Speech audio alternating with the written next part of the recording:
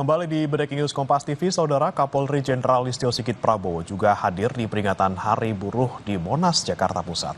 Kepolisian akan mengawal dari proses keberangkatan sampai selesai. Yang jelas, hari ini rekan-rekan buruh melaksanakan kegiatan perayaan May Day Fiesta di Monas. Kita lihat memang masih banyak yang berdatangan, namun tentunya kita bersama seluruh rekan-rekan terkait lainnya yang terlibat dalam pengamanan akan mengawal mulai dari proses keberangkatan sampai dengan nanti kembalinya. Dan harapan kita kegiatan May Day Fiesta kali ini apalagi nanti akan dihadiri langsung oleh Bapak Presiden betul-betul bisa memberikan kejutan ataupun hadiah yang mungkin menjadi kabar baik untuk buruh. Masa yang cukup besar ya Pak ya, ada pergerakan massa yang cukup besar, tentu jalanan-jalanan ini ada potensi untuk macet. Mungkin ada yang mau disampaikan kepada masyarakat yang tetap beraktivitas begitu supaya aktivitasnya tetap bisa berjalan dengan baik. Baik, yang jelas untuk pengaturan arus lalin sudah kita atur, baik dari jalur yang berasal dari wilayah timur maupun yang berasal dari wilayah Tangerang.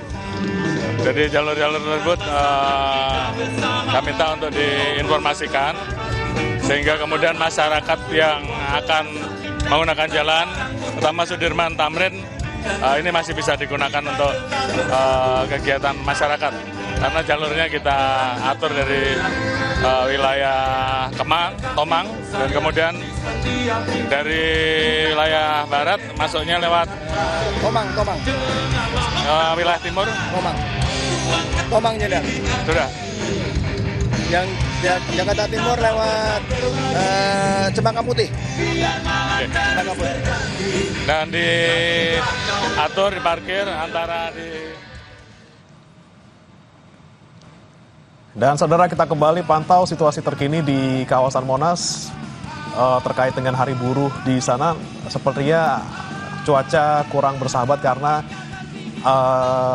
sepertinya sudah mulai gerimis saudara di sana. Namun tentunya tidak menyurutkan antusiasme buruh yang ada di sana yang saat ini juga tengah menikmati hiburan yang disediakan sebelum agenda dimulai seharusnya pukul 9:30 saudara. Namun memang kita masih terus menunggu Presiden Prabowo Subianto yang belum hadir. Namun memang sejumlah tokoh sudah hadir saudara di lokasi seperti dari DPR, ada Ketua DPR Puan Maharani, kemudian Wakil Ketua DPR Sufmi Dasko Ahmad, ada juga anggota Komisi 6 DPR Rieke Diah Pitaloka. Tidak hanya dari DPR, dari pemerintah juga sudah datang tadi saudara sejumlah tokoh seperti Mensesnek, kemudian Wamenaker. Ada juga dari awal tadi sudah hadir juga ada Raffi Ahmad yang merupakan utusan khusus Presiden. Dan baru beberapa saat lalu juga Kapolri Jenderal Listio Sigit Prabowo juga sudah hadir di sana. Saudara, kita masih membahas terkait dengan peringatan Hari Buruh hari ini bersama dengan Mas Bima Yudhistira, Direktur Eksekutif Selyos. Mas Bima, kita lanjutkan lagi tadi terkait dengan sekarang tantangan tidak hanya dihadapi oleh mereka yang terkena pemutusan hubungan kerja, tapi juga mereka yang baru akan bekerja gitu ya. Tapi tidak luput juga dari masalah mereka yang masih bekerja sekarang gitu ya. Karena kan rata-rata para buruh ataupun karyawan kita sebut juga itu kan mereka masuk dalam kategori menengah gitu ya mayoritas. Mereka ekonomi menengah, mereka dihimpit dengan berbagai macam tantangan. Kebutuhan barang naik, upah tidak naik-naik gitu ya. Kondisi ekonomi juga lagi kayak gini-gininya gitu ya. Mereka juga menghadapi deg-degan gitu ya. Aduh amit-amit jangan sampai saya kena PHK juga gitu kan. Seperti apa nih Mas Bima untuk mereka yang masih bekerja, yang ada di ekonomi menengah ini juga bisa bertahan gitu ya di tengah gelombang seperti ini? Ya, ini sebenarnya teman-teman yang sedang bekerja gitu ya di usia muda. Apakah milenial atau Gen Z, ini masuk dalam kategori sandwich generations ya. Karena dia juga harus menanggung ayah ibunya yang masuk masa pensiun, sementara dia juga baru mau berkeluarga, baru dapat pekerjaan. Ya, itu juga baru pelantikan misalnya kan kita lihat CPNS tawaran kreditnya udah banyak sekali tuh untuk diagunkan sertifikatnya. Jadi artinya tekanan-tekanan ini memang nyata terjadi dan yang bisa dilakukan sebenarnya kalau kita balik lagi bahwa ini masalah struktural gitu ya, masalah struktural di mana pekerjaan yang tersedia ini adalah pekerjaan-pekerjaan yang sebenarnya dari segi upahnya itu semakin tidak sesuai dengan tantangan biaya hidup. Jadi artinya apa, mereka harus menyingkir jauh kerjanya di Jakarta. Ini kan banyak nih teman-teman kita kerjanya di daerah SCBD gitu ya. Tapi rumahnya di Bogor, di Tangerang, ya, kemudian di Bekasi. Jadi artinya anak-anak muda ini sebenarnya sedang terjebak dalam tekanan ekonomi. Oleh karena itu apa isu krusialnya gitu kan? Isu krusialnya adalah ini menciptakan lapangan kerja bagi mereka gitu ya, yang kualitas dari sisi upahnya lebih baik. Kemudian yang kedua berarti kalau nggak bisa menaikkan upah atau pendapatan karena memang lapangan kerjanya belum banyak tersedia, berarti pemerintah harus membantu dari segi biaya hidupnya. Ya tadi ya perumahan, transportasi, kemudian juga masalah soal biaya pendidikan anak. Ini kan luar biasa nih, di Jabodetabek sekolah itu menjadi salah satu beban dari generasi sandwich ini, tenaga kerja yang baru masuk dalam dunia kerja gitu ya. Selain itu saya setuju nih sama teman-teman dari pekerja bahwa isunya adalah yang sedang bekerja itu harus kita pilih dulu. Ada yang sedang bekerja, syukur-syukur dia menjadi pekerja tetap, dapat semua fasilitas. Asuransi kesehatannya itu bukan cuma BPJS Kesehatan, tapi asuransi swasta dia juga dapat. Tapi banyak dari teman-teman di generasi muda ini, itu mereka juga jadi korban dari outsourcing. Jadi kalau ada permasalahan, perusahaan itu akan melempar, ini bukan tanggung jawab kita, tapi ini adalah tanggung jawab perusahaan outsourcing. Jadi ini juga banyak yang terjebak di sana. Jadi udah upahnya kecil, kemudian dia juga harus bertahan hidup ya dengan standar kerja yang rendah. Akibatnya apa? Dia dari jam 8 pagi sampai jam 5 sore dia bekerja di perusahaan yang formal tadi, meskipun sebagai outsourcing, tapi kemudian dia harus buka warung, banyak yang jadi pedagang kaki lima, banyak yang menjadi ojol, istrinya juga bekerja misalnya jadi penjual live streaming gitu ya di banyak platform sosial media. Ini kita lihat situasinya membuat akhirnya berpikir, banyak anak muda yang berpikir lebih baik resign dari tempat kerja. Karena pekerjaan yang ada, antara dulu dia kuliah, misalnya dapat 3 juta rupiah dari orang tua, begitu dia masuk kerja, ternyata gajinya di bawah 3 juta rupiah. Ya. Jadi mending bekerja sama orang tua, kan gitu kira-kira. Jadi kita lihat ini situasinya cukup mengkhawatirkan, dan apa yang di Indonesia ini sebenarnya refleksi yang terjadi di Tiongkok selama kurang lebih 5-10 tahun terakhir. Jadi ada fenomena anak-anak muda yang melihat bahwa kerja di kota itu 9 to 5, bahkan lebih daripada itu jam kerjanya dengan upah yang kemudian terlalu kecil. Tapi ada banyak yang kemudian mencoba untuk kembali lagi ke desa. Kembali lagi ke desa dan melihat bahwa sebenarnya persepsi desa itu tertinggal dan lain-lain bagi anak muda itu ternyata tidak semuanya tepat. Jadi banyak yang membuka kemudian usaha-usaha baru, peternakan, pertanian. Ini harusnya tren ini terjadi di Indonesia nih. Saya harap ini trennya cepat terjadi. Jadi banyak yang melihat, ini ngapain nih kita cari kerja di Jabodetabek? Ke tempat kerja itu butuh 1,5 jam.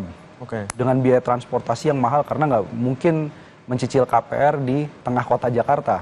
Akhirnya ini akan membuat banyak anak muda tadi yang sandwich generation ini melihat, oke, saya akan kembali ke desa. Nah, barulah kemudian pemerintah bisa ngapain nih dengan mereka yang mau kembali lagi ke desa. Kan ada program lumbung pangan, ada program-program pertanian, smart farming. Itu yang harusnya bisa menjawab tadi masalah soal anak muda yang sedang dalam posisi bekerja sekarang. Itu bekerja di sektor pertanian sama layaknya dengan mereka yang bekerja di sektor industri pengolahan. Tapi pertanyaannya Mas, kalau ketika lagi kondisi kayak gini, mereka sudah ada pekerjaan, walaupun mungkin mereka merasanya tidak kondusif gitu ya, banyak tantangannya, mereka juga ngerasa tertekan. Tapi langkah untuk mereka resign atau cabut gitu ya, nyari peluang lain, bahkan tadi sampai ke desa, apakah cukup bijak Mas? Di tengah mode yang mungkin orang-orang bilang, udah saya yang penting selamat dulu deh, survival dulu sekarang, karena lagi gila-gilaan gitu kondisinya. Seperti apa tuh Mas? Ya, itu pilihan yang satu hal ya. Saya lihat orang akan berpikir ke sana. Sebelumnya pada waktu COVID-19 banyak yang melakukan itu. Tapi ada juga yang mencoba bertahan. Oke, memang yang secure sekarang adalah bekerja dengan orang.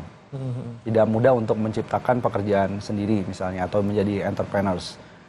Tapi di situ sebenarnya yang bisa dilakukan adalah satu, berarti harus cari pekerjaan sampingan sebanyak-banyaknya. Oke, dia bekerja dengan satu perusahaan, tapi begitu selesai jam kerja, dia harus mencari pendapatan sampingan. Banyak sekali ya tawaran-tawaran di internet untuk bekerja secara part-time misalnya, tanpa mengganggu pekerjaan yang full-time, yang utama. Kemudian juga bisa lebih banyak menghemat kemudian lifestyle ataupun biaya-biaya hidup. Itu biasanya di kota-kota urban permasalahannya adalah antara gaji ya dengan biaya hidup, maka dijawab dengan pay letter. Dijawab dengan pinjol ya. Nah itu yang nggak boleh terjadi. Nah selain itu juga bagaimana dia berpikir untuk berinvestasi.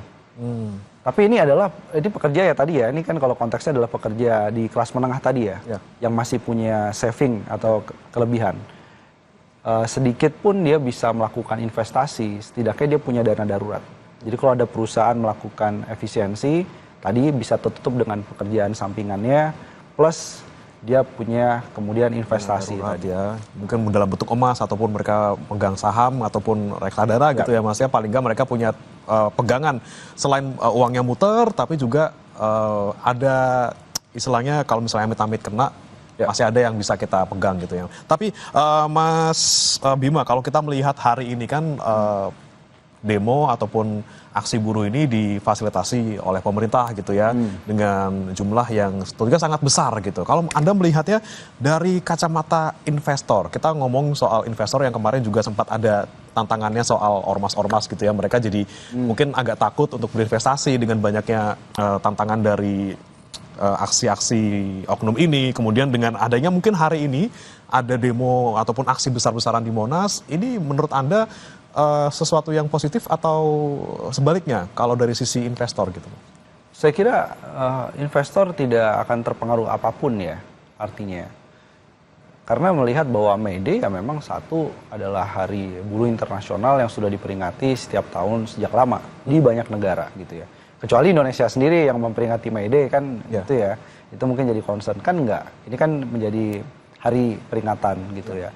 Dan kemudian banyak perusahaan-perusahaan yang bahkan sebelum dari May Day mereka melakukan town hall gitu. Jadi berbincang langsung dengan para pekerjanya, kalau ada tuntutan-tuntutan apa bisa kemudian diakomodir oleh si investor, oleh si perusahaan. Jadi investor itu sekarang itu bergerak ke arah keberlanjutan, bergerak ke arah tanggung jawab sosial. Salah satu tanggung jawab sosial adalah mendengarkan tuntutan-tuntutan dari para pekerjanya. Mengakomodir tuntutan-tuntutan dari pekerjanya. Bahkan beberapa itu mewajibkan yang namanya serikat pekerja itu duduk menjadi komisaris di sebuah perusahaan. Jadi investornya minta gitu ya. Jadi investor yang punya saham mayoritas minta bahwa saya pengen pekerja itu ditempatkan di tempat yang bahkan setara direksi atau menjadi komisaris. Kayaknya agak jarang ya Mas ya itu ya Mas ya. Ya beberapa ada tapi ya? ada mengarah ke sana gitu.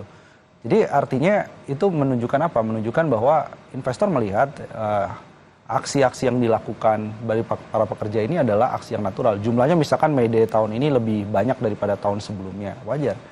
Itu karena penambahan jumlah tenaga kerja tadi, meskipun ada yang di PHK, tapi secara agregat itu ada lapangan kerja baru kan, misalnya begitu. Kemudian investor akan memperhatikan lebih ke arah tuntutannya apa. Jadi kalau tadi tuntutannya, investor mana yang nggak setuju misalnya soal adanya perampasan aset, nggak setuju terhadap masalah standar ketenaga kerjaan yang lebih baik. Saya ambil contoh misalnya. Jadi satu yang kemudian harus terus disuarakan dan investor banyak setuju soal ini adalah standar keamanan kerja K3. Karena kalau kita lihat di berbagai tempat hilirisasi yang ada sekarang ini, isu utamanya itu upah satu hal, tapi soal K3, keselamatan kerja, itu juga penting. Karena hilirisasi ini banyak berkaitan misalnya dengan kecelakaan kerja. Frekuensinya relatif lebih tinggi daripada industri lain. Nah itu investor melihat, oke, saya mau investasi di hilirisasi, tapi tolong masalah ketenaga kerjaan, keselamatan kerjanya diperbaiki. Jadi sesuai dong dengan tuntutan dari buruh, nggak ada masalah. Bukan soal aksinya hari ini dengan mungkin ratusan ribu orang, tapi terkait dengan tuntutan yang justru menjadi fokus dari investor. Baik, Mas Bima, kita akan bahas lagi terkait dengan hal ini usai jeda. Saudara, tetaplah bersama kami di Breaking News.